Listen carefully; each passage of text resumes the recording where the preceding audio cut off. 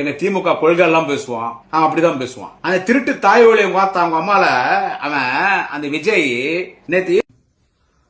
தமிழக மக்கள் அனைவருக்கும் வணக்கம். நான் உங்கள் பேர்னாம்பட்டு வினோத். எதுக்காக இந்த நேரடி பதிவு அப்படின்னு சொன்னா, தமிழகத்தினுடைய ஒப்பற்ற தலைவர் மக்களுக்காக ஏதாவது செய்யணும் அப்படின்னு சொல்லிட்டு தன்னுடைய எல்லாவற்றையும் விட்டு மக்களுக்காக வந்தவர் நம்முடைய தமிழக வெற்றி கழகத்தினுடைய தலைவரை பத்தி இந்த குடியாத்தம் சட்டமன்ற தொகுதி, குடியாத்தம் சட்டமன்ற தொகுதி அப்படின்னாலும் ஒரு பேர் போன தொகுதி, இந்த பல பெருமைகளை உள்ளடக்கிய தொகுதி. கர்ம வீரர் காமராஜர் அவருடைய சொந்த தொகுதியில தோற்கடிக்கப்படும் போது அவருக்கு குடியாத்தம் தொகுதியில வாய்ப்பு கொடுத்து குடியாத்தம் மக்கள் அவரை வெற்றி பெற செஞ்சு கோட்டையில அவரை கொடியேற்றுற அளவுக்கு காமராஜர் வழி நடத்தினாங்க.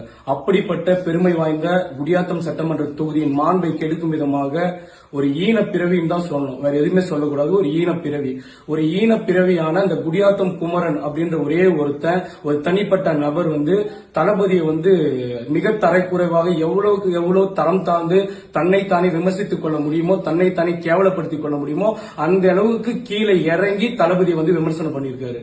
அவருடைய விமர்சனங்கள்லாம் நீங்க பார்க்கும்போது ஒரு சக மனிதனா அவனை ஒரு மனிதனா கூட மதிக்க கூடாதுன்ற அளவுக்கு அவன் தரத்தை அவன் தாழ்த்தி நிற்கிறான்.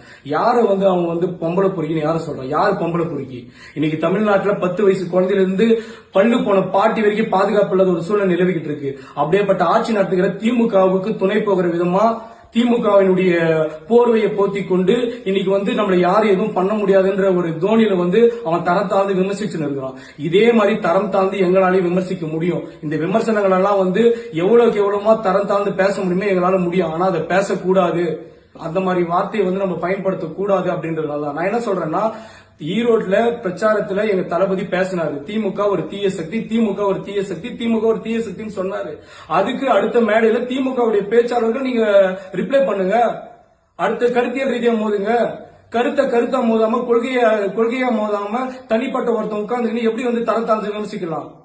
இப்போ குடியாத்த குமரன் பேசுற மாதிரி இந்த ஒரு பன்னாட பரதேசி புறம்போக்கு எச்சக்கல நாயி ஈத்தர நாயி கருளை கலைக்க வேண்டிய ஒரு ஈன பிறவியவன் இவன் என் தளபதியை பத்தி பேசுறதுக்கு, என்னுடைய தலைமை பொறுப்பாளர்களை பத்தி பேசுறதுக்கு, என்னுடைய கட்சி தொண்டர்களை பேசுறதுக்கு இந்த குடியாத்த குமரன் என்ன உரிமை இருக்கு?